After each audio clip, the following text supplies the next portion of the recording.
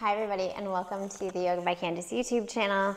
Today is going to be really good. I have a feeling this is going to feel so good for everybody, particularly if you have tight hips. This is a hip mobility class. You're going to need an ottoman or a bench or a couch, and you're going to need something for your knees.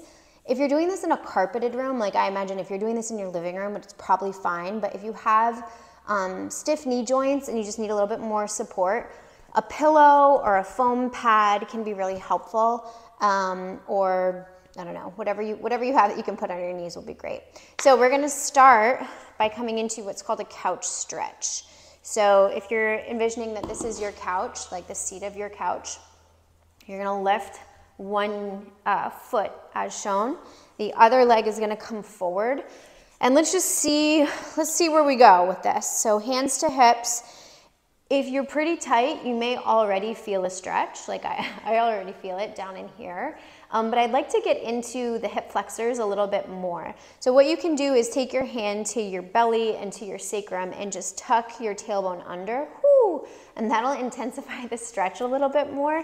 And you can just stay here and breathe and just take a mental note of the level of discomfort. So I think of discomfort on a scale from 1 to 10. We're looking to kind of push that edge of discomfort, but we don't want to go to pain. So there's a difference there. Take a couple deep breaths and just kind of breathe. And imagine that your breath helps to lengthen the tension that you're experiencing through the muscles. You may notice that as you stay and breathe here, as your body begins to relax, you're able to scoot this foot back a little bit more and come a little bit more upright. And you may even get to a place where you can bring your knee closer to the couch, and you may need to adjust the padding so that your knee joint is right under your hip joint. Now that doesn't have to happen today. You can work up to it over time. If that does happen, you can bring your hands back, you can kind of puff out your chest, tuck the tailbone under, whoo, and now I really feel it in the hip flexors. But you don't have to look like me. If you're down here and you're like, okay, I can't go any further, then this is where you're at, and that's your starting point. And you just keep doing this video every week, and eventually you will open up enough where you're here. Let's take another deep, full breath in and out. Think about lengthening your spine, puffing the chest out wherever you are. So even if you're down here, you're still thinking about puffing the chest out. One thing to note, if you are down here, be really mindful that this heel is down. You don't want to be up on the ball of the foot. And if you are, just send that foot out to the side a little bit and forward. And that'll give you a little bit more space so that your hips can come down, and you can think about tucking the tailbone under, and your heel can come down, which is really important. Because when the heel is up, you put a little pressure in the knee joint, and that is not so great for the knee. All right, we'll switch sides here. So come out of it as gracefully as you can. And then let's see what's going on the other side. So sometimes one leg is a little bit more open than the other. So we'll start low and just kind of see where we're at. Again, you're thinking tucking tailbone under, and then work your way. Just sort of explore what's going on and find your way into a stretch that is challenging for you. It's a little bit uncomfortable. You're pushing that edge of discomfort. We're looking for like an 8 out of 10 in that discomfort scale, but not into a pain range. As you breathe, try to keep the tension out of your face. Sometimes when things are uncomfortable, we're like, oh, this sucks. Just try to relax. You're just creating more tension when you do that. So relax through the face. Think about tucking the tailbone under. Think about puffing the chest out, no matter where you are, even if you're down here. Remember that if you're down here, be really mindful of that front foot. You could bring it forward and then out to the side a little bit to get more into that hip flexor, and think about tucking the tailbone under, which will focus the stretch into the hip flexors. If you're up, you're just thinking about puffing the chest out and pressing the tailbone down, lengthening through the quadricep muscles and the hip flexors.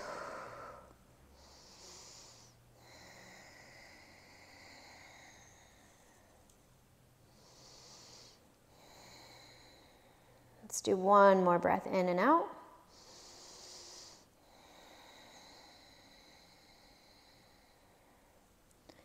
And we'll slowly begin to make our way out of it. Woo! As gracefully as you can. Okay, from here we're gonna move into the lats. So your lats are right here. They're often really tight if you have an anterior pelvic tilt. They're tight. Well, a lot of us have tight lats.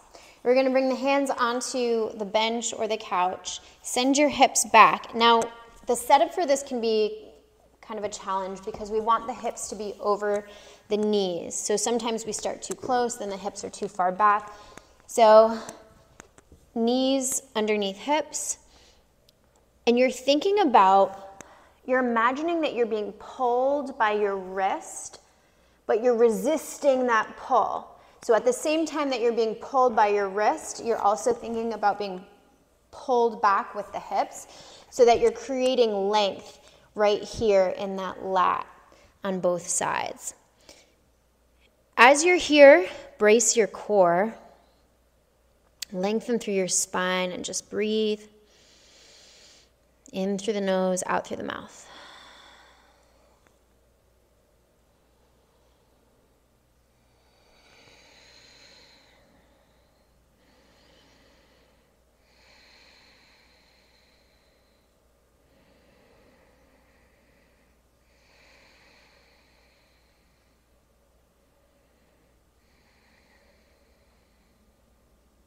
One more deep breath in and out.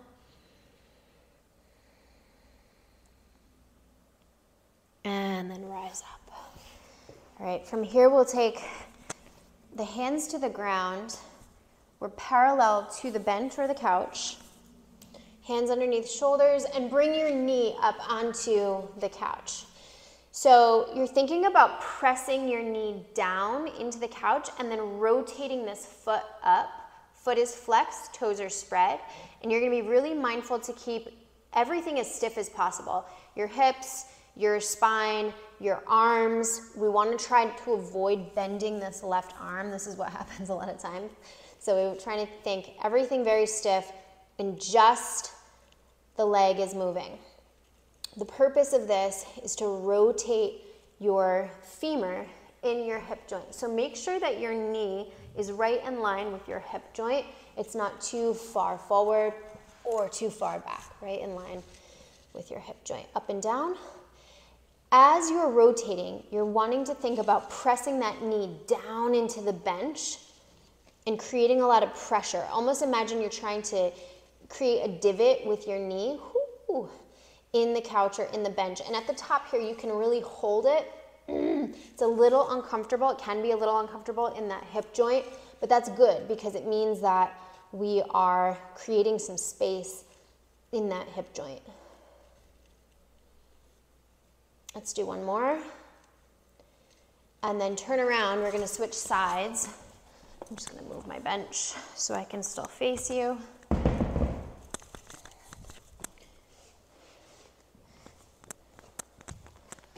So bringing your knee up onto the couch or the bench. Ooh, one side is always going to be a little more open than the other. This is not my more open side. Wow. Flex the foot, spread the toes, and you're going up and down. And just like before, pressing into the bench, into the couch with the knee joint, thinking about creating a divot. You want to leave a mark when you get up off of this. Oh, wow. So this is what's called working on your internal rotation of the femur. You're trying to keep everything very, very still and stiff, and you're just rotating the leg, looking for like an 8 out of 10 level of discomfort. So you're really challenging that joint, creating more workspace within the hip joint. Let's do 3 more. 2 and 1. Ah, wow. Okay, rise up. For this next one, you're gonna lie on the couch or the bench on the side of it. We'll put one foot on the bench, the other leg will go down, and you're looking to kind of bend your foot like this, like point your foot, and then if possible, grab hold. If not possible, you're gonna use a belt or a yoga strap. I'm just gonna grab a strap just so I can demo. Fold that belt or yoga strap in half, hook it around your foot like this, and then bring it back, and that'll help connect you to your foot. So if you need that, go ahead and use that. If not, use your hand. So you're pulling back with the foot. At the same time, you're pressing the foot forward, like push your foot into your hand. So we're creating some tension, and we're trying to stretch through here. Again, just like before, we're thinking about tucking the tailbone under a little bit and puffing the chest out. Try not to let this shoulder cramp up or creep up. Instead, think about plugging the shoulder blade into the back pocket, spreading the toes and really pushing against your hand.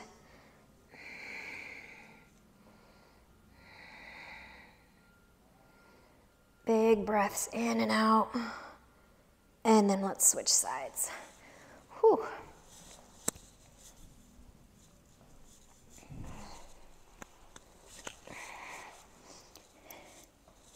Grabbing hold as needed, using whatever prop you need to.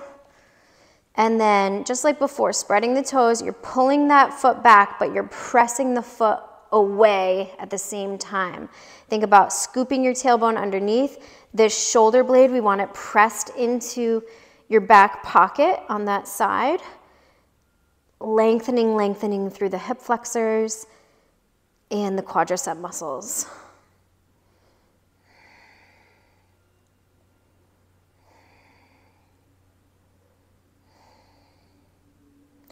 And you may notice that one side feels more intense than the other.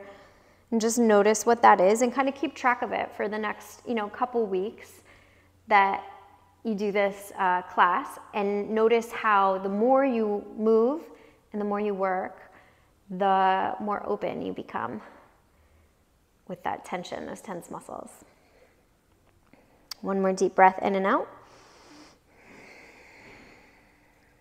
And then release. Okay, from here, we're gonna set the upper back on the couch. And we'll just do a little bit of glute activation to finish up. And this will also improve the mobility of the hip flexors as well. So we're gonna have so my shoulder blades are on, the bottom of my shoulder blades are up against the edge of the couch. And then my head is gonna move with my spine. So don't let your head go back like this and start that way.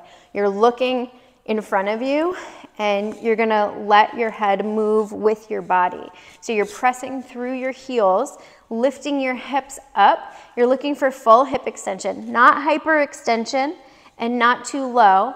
And you don't want this curve of your spine. Instead, scoop your tailbone underneath and then we're going down and up.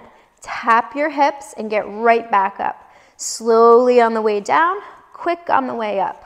Slow, slow, slow, quick. Slow, slow, slow, quick. Keep your core braced. Let's do 5 more. 5, 4, 3, 2, and last one. Hold here, and we'll just flutter the hips up and down. I'll kind of pump the hips up and down just a little bit, like 2 inches. 5, 4, pulsing, 3, 2, and 1. Whew. that's it. That does it for today. Thank you so much for practicing with me. I hope you enjoyed it. Let me know what you thought down in the comment section below, and I'll see you right here next week here on the Yoga by Candace YouTube channel. Take care.